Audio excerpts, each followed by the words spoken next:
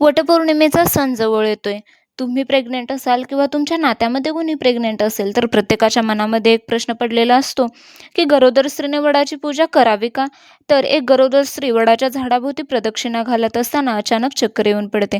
शेजारी उभे असलेले लोक म्हणतात, गर्भवती महिलांनी वटपौर्णिमेची पूजा करू नये, दोष लागतो. तर दुसरीकडे घरातील ज्येष्ठ मंडळी म्हणतात, पूजा तर करावीच लागेल, नाहीतर पतीच्या आयुष्याला धोका निर्माण होईल.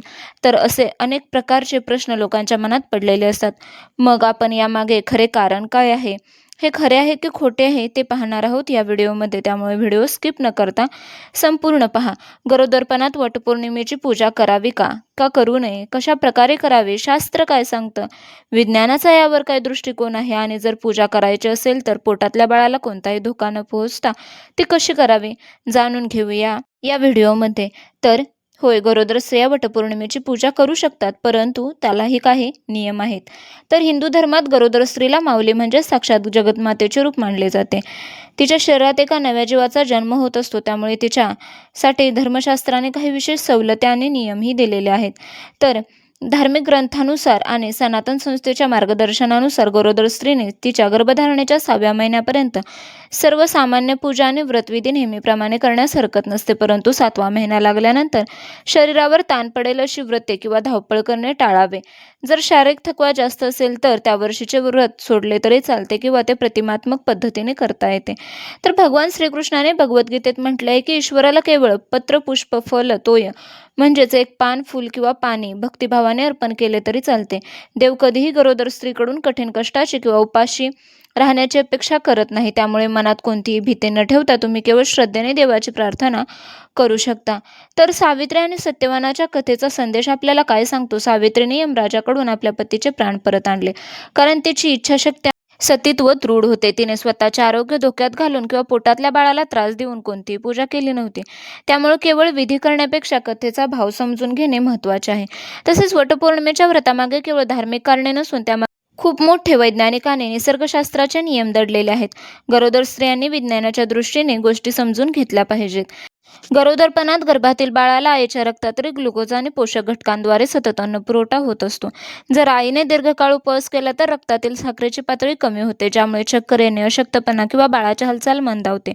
त्यामुळे अशा समस्या उद्भवू नये म्हणून त्या दिवशी कडक उपवास करणे टाळावे. तसेच उन्हाळ्याचे दिवस आहेत, पाणी न प्यायला शरीरातील पाण्याचे प्रमाण कमी होऊन गर्भाशयात अकाली काळा सुरू होण्याचा धोका असतो. त्यामुळे आपल्याला वेळच्या वेळी अन्न पोटात गेले पाहिजे. तसेच मुबलक प्रमाणात पाणीही पोटात गेले पाहिजे. ही गोष्ट गरोदर आईने लक्षात ठेवावी. तसेच तर गरोदर स्त्री वडाची पूजा करू शकते, परंतु त्याला काही नियम आहेत, ते आपण आता पाहूया. जर तुम्हाला प्रेग्नन्सीचा 1ला ते 6वा महिना असेल तर तुम्ही वडाची पूजा करू शकता. तुम्ही हळद, कुंकू, दूध, जल, अक्षदा वाहू शकता, परंतु तुम्ही वडाला प्रदक्षिणा घालू शकत नाही. आणि ती जी सुतगुंडी आहे ती तुम्ही तिथे चढकून द्यायची आहे.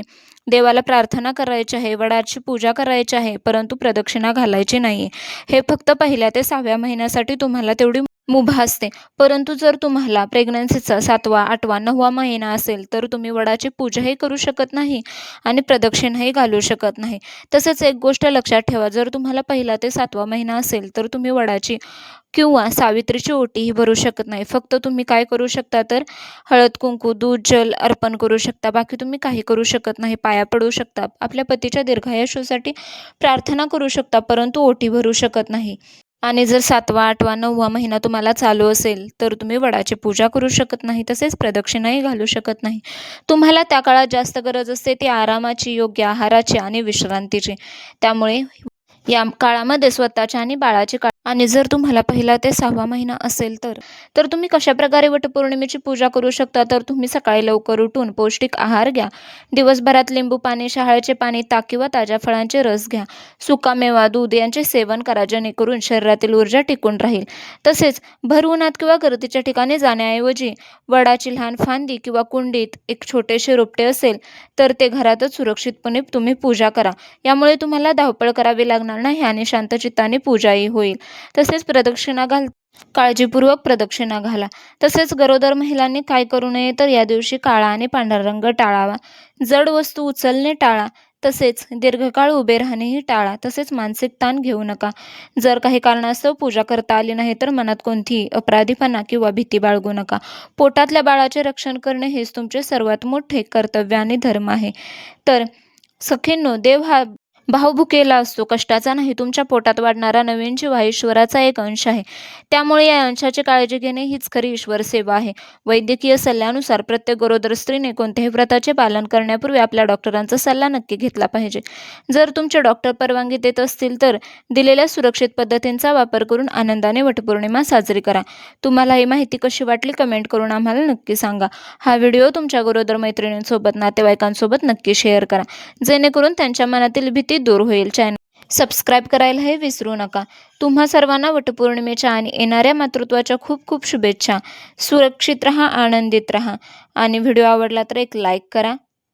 पुन्हा भेटूया अशाच एका नवीन व्हिडिओमध्ये. तोपर्यंत धन्यवाद. श्री स्वामी